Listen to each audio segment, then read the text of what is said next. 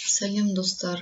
Оқу дайындығын анықтау тесті, яғни ТУГО бойынша магистратураға түсуге арналған кешенді тестілеудің тест спецификациясын көрсететін боламын.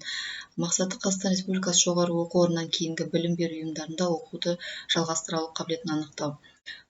Жалпы ТУГО сыни ойлау және аналитикалық ойлау деп екі бөлімнен тұрады. Сыни ойлауда мектеп бағдарламасының 6 сыныпқа дейінгі алгебра мен геометриядан есеп шығару үшін мәліметтердің жеткіліктігі мен қажеттілігін анықтау немесе есептерді шешу. Осы бойынша есептер келеді. Яғни қандай тапсырмалар келеді нақты. Шамаларды салыстыру, яғни сравнение величин дейді. Тапсырмалар саны. А деген бұл оңай, 2 тапсырма келеді оңай. Одан кейін орташа 1 тапсырма келеді. Шамаларды салыстыру бойынша сонда 3 сұрақ келеді міндетті түрде. Одан кейін теңдеу, теңсіздік, геометриялық есептер, мәтіндік тапсырма. Бұл тақырыптар бойынша оңай 1 тапсырма келеді, 1 есеп, орташа 3 есеп келеді және қиындығы жоғары 4 есеп келеді. Жалпы теңдеу, теңсіздік, геометриялық есептер, мәтіндік тапсырма бойынша 8 тапсырма болады. Одан кейін кесте, диаграмма, сызба, мысал есеп, таблица, диаграмма, схема, текст түріндегі есептерге оңай 1 есеп келеді, орташа деңгейдегі 2 есеп келеді және күрделігі жоғары 1 есеп келеді. Сонда бұл тақырып бойынша 4 есеп келеді.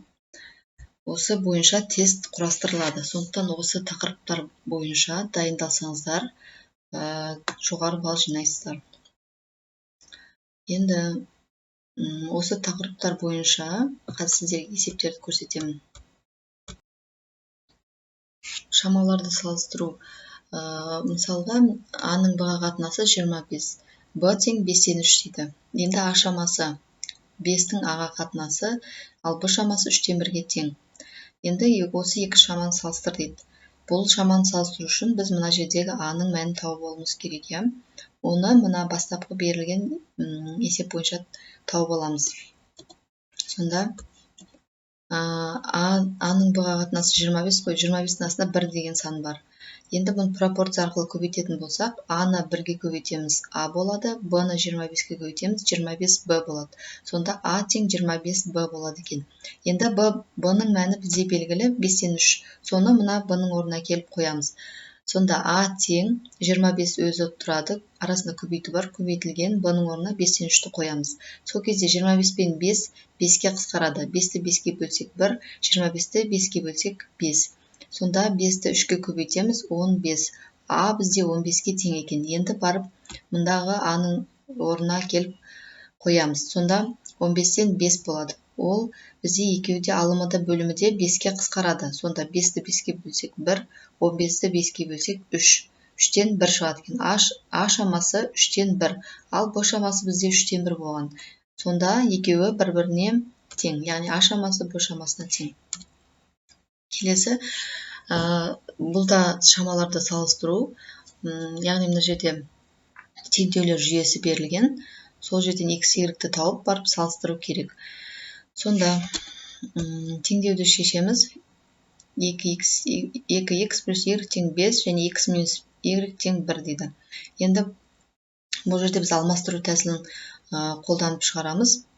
Сонда мына жердегі қараңыздар, біріншісінің өзін жазып қоямын, екіншісінің орнына x тең 1 дейміз да, мына минус y теңдіктің оң жағына плюс 1 болып өтеді. Сонда 1 плюс y болады.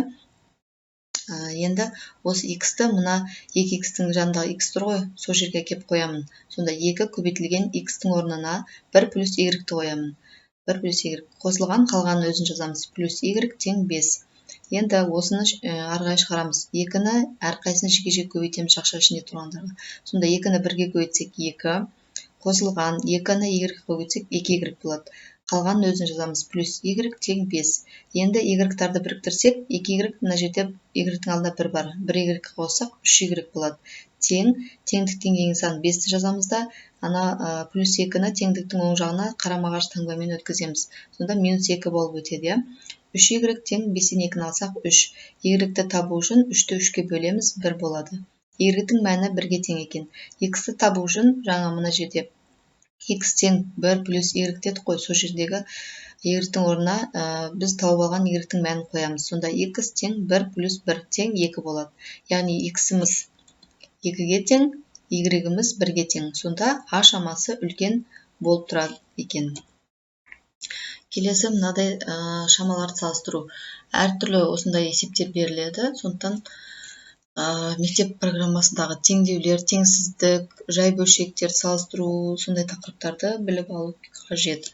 Мында теңсіздік берілген, бұл теңсіздікті шешу үшін мына ортасында тұрған тек x қалу керек, сонда ортасында. Мына жерде x деген белгісіз ғана қалу керек. Қалғанын қазір біз көрсетем қалай шығаратынымызды. Мына жерде плюс 1 ғой. Осы плюс 1-ден құтылу үшін минус 1 деп азайтсақ, екеуі жойылып кетеді. Сондықтан екі жағында минус 1-ге азайтып тастаймыз. 3-тен 1-ді азайтып тастаймыз. 2x плюс 1 бұдан 1-ді алсақ, 1 жойылып кетеді да, 2x қана қалады. Ал мына жақтан 5-тен 1-ді аламыз. Енді сонда 2 кіші 2x кіші 4-тен болады. Енді барлығын x-тің өзін ғана қалдыру үшін барлығын 2-ге бөліп тастаймыз. 2-ні 2-ге бөлсек 1, 2-ні 2-ге бөлсек 1 жазылмайды x-тің алдында, x өзі қала береді. 4-ті 2-ге бөлеміз 2. Енді x-іміз 1 мен 2-нің арасында, бірақ 1 мен 2 кірмейді. Ол деген сөз x-тің мәні 1,1 болуы мүмкін, 1,2, яғни ең кішісі 1,1, ал ең үлкені 1,9-ға дейінгі сандар x-қа тиесілі болып тұр мына жерде. 2 мен 1 кірмейді. Себебі мына жерде тең деген белгі жоқ. Егер де кіші немесе тең, үлкен немесе тең болғанда, онда біз бұл жауапты шешімдеріне кіргізетін едік. Сондықтан b шамасы 2 дейді. Ал a шамасы, айттым ғой, 1,1 мен 1,9-ның арасында тұр. Демек, b шамасы үлкен болады екен. Келесі жаңа теңдеу, теңсіздік, геометриялық есептер, мәтіндік тапсырмалар бойынша есептер келеді деп айттым. Соған мысалдар көрсетейін. Мынау теңдеу бізде. Бұл теңдеуді шешу үшін біз пропорция түрінде көбейтіп аламыз. Сонда 6-ны 3x плюс 1,5-ге көбейтіп жазып аламыз. Тең дейміз да 5-ті 9-ға көбейтеміз. Сонда 6-ны жеке-жеке жақша ішінде тұрған сандарға көбейтіп аламыз. 6-ны 3x-қа көбейтсек 18x болады. Қосылған 1,5-ті 6-ға көбейтсек 9 болады. Тең 5-ті 9-ға көбейтсек 45. 18x-тің өзін қалдырамыз да, плюс 9-ды теңдіктің оң жағына қарама-қарсы, яғни минус 9-бен өткізіп тастаймыз. Сонда 45-тен 9 азайтсақ 36 болады. X тең 36-ны 18-ге бөлеміз. Сонда x-тің мәні 2-ге тең болады екен. Егер де теңдеуді бұндай түрде шығара алмасаңыздар, жауап арқылы тауып алуға болады. Мысалға 2-ні мына x-тің орнына келіп қоясыздар да, арғай арифметикалық амалдарды орындау арқылы шығарасыздар. Мына жерге 2-ні әкеп қойған кезде, екі жағында, мысалға теңдіктің сол жағында да және оң жағында да бірдей сан шығу керек. Қойып көрсеңіздер, онда 2 тең 2 деген жауап шығады. Демек, осы жауапты дұрыс деп белгілейсіздер. Егер екі жағында екі түрлі сан шығып қалса, мына мәндерді қойған кезде, онда ол жауап болмайды. Келесі, мына теңдеуді шеш дейді. Жаңағыдай пропорция түрінде көбейтеміз. 0,7-ні 3x минус 1-ға көбейтеміз. 3,15-ті 2,18-ге көбейтеміз. Сонда 0,7-ні 3x-қа көбейтсек 2,1x болады. Азайтылған 0,7-ні 1-ге көбейтсек 0,7 болады. Тең 2,18-ді 3,15-ге көбейткен кезде 9,18 шығады екен. Енді x-ті қалдырамыз да, сандарды оң жаққа өткізіп жібереміз. 2,1x қалады. Тең 9,18-ге мына минус 0,7 плюс 0,7 болып барады. Сонда екеуін қосатын болсақ 10,5 шығады. X-ті табу үшін 10,5-ті 2,1-ге бөліп тастаймыз. Сонда бізде 5 шығады екен. Енді бұл жерде де x-тің орнына 5-ті қойып, кез келген санды қойып шығарып көресіздер. Жауабын таппай жатсаңыздар. Сол кезде теңдіктің екі жағында да бірдей сан шығу керек. Сол кезде сол жауап бізде дұрыс болады. Келесі мынау геометриялық есепке берілген, яғни бұрыштарға арналған есеп. Суретте бұрыш АОБ 135 градус, бұрыш СОД 48 градус. БОЦ бұрышы 34 градус болса, АОС бұрышының шамасынан БОД бұрышының айырмасын табу керек. Енді қараңыздар, мына жерде қызылмен белгілеп қойған ол СОД бұрышы, иә, яғни бұл 48 градус. Ал көкпен белгілеп қойған бұл БОЦ 34 градус. Енді БОД-ны тауып алуымыз керек қой, біз мына жерде белгісіз БОД-ны тауып алатын болсақ, онда жалпы СОД-дан БОЦ-ны алып тастасақ, бізде БОД-ның градусы шығады. Сонда БОД-ны табу үшін 48 градустан азайтамыз 34 градусты. 14 градус болады екен. Енді бізге АОЦ бұрышы керек қой. АОЦ бұрышын табу үшін бізде АОБ-ға дейін, мына жерге дейін 135 градус болған. Ары қарай мына көкпен тұрған бізде тауып алдық, ол бізде 34 градус, иә, берілгенде.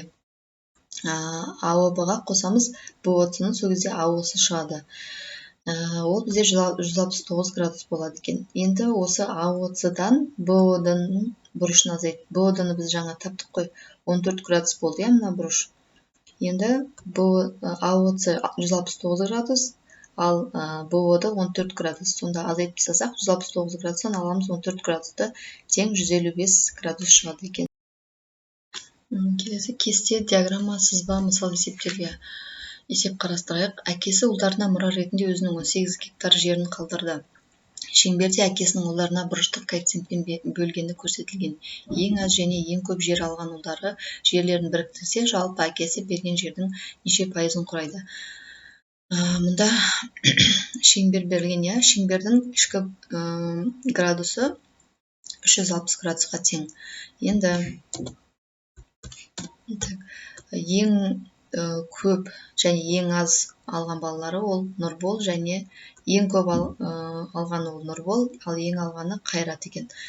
Сонда 110 градус және 40 градус екеуін қосамыз, 150 градус болады. Енді біз шеңбердің ішкі градусы 360 градус деп алдық, оны 100% деп алатын болсақ, 360 градусты 100% деп алатын болсақ, бізде 150 градусты 2% деп аламыз. Осы жерден 2-ді табатын болсақ, 41,66 шығады екен. Оны жуық шамамен алатын болсақ, 41,7 болады екен. Диаграммада 7-ші сынып оқушыларының оқу үлгерімі көрсетілген. Жалпы 7-ші сынып оқушылар арасындағы үздіктер пайызы неше? Яғни 7А, 7Б, 7В кластары сыныптары берілген. Үздік екпінді орташа төмендеп бөліп қойған. Енді бізге осы 3 сыныптың барлық оқушыларының саны қажет. Бізге пайызын табу үшін, яғни 100% ол қанша оқушы екенін біліп алуымыз керек қой. Сондықтан барлық сыныптағы оқушыларды қосып шығамыз. Қараңыздар, үздіктер мұнда арасында 2, 4, 6, 8, 10 деп белгіленген. 2 мен 4-дің арасында 3 бар, 4 пен 6-ның арасында 5 саны бар, яғни ол ортасында келіп тұр. Сонда 7А-да үздіктер 5 екен. Одан кейін 6, одан кейін мынау 3-ке сәйкес келеді. Яғни осылардың барлығын қосып шығастырдым мына жерде. Қараңыздар, екпінділер 7А-да 7 оқушы, 7Б-да 6 оқушы, 7В-да 8-ге сәйкес келіп тұр, яғни 8 оқушы. Одан кейін орташа 5, яғни 7А-да орташа оқитын 5 оқушы бар, 7Б-да 4 оқушы бар, 7В-да 5 оқушы бар. Төмен оқитын оқушылар 7А-да 1 оқушы болса, 7Б-да 2 оқушы, 7В-да 3 оқушы. Яғни осы барлық оқушыларды қосатын болсақ, бізде 55 оқушы шығады екен. 55 оқушыны біз 100% деп аламыз. Одан кейін бізге табу керек үздіктердің пайызы. Сондықтан біз үздіктердің санын қосып аламыз, мына үздіктерді қосып аламыз. Сонда бізде қараңыздар, 5 қосылған 6 қосылған 3 болады, яғни 14. 14-ті біз x% деп аламыз. Осы пропорцияны шешетін болсақ, x тең 14-ті 100-ге көбейтеміз де 55-ге бөлеміз. Сонда 25,45% болады екен.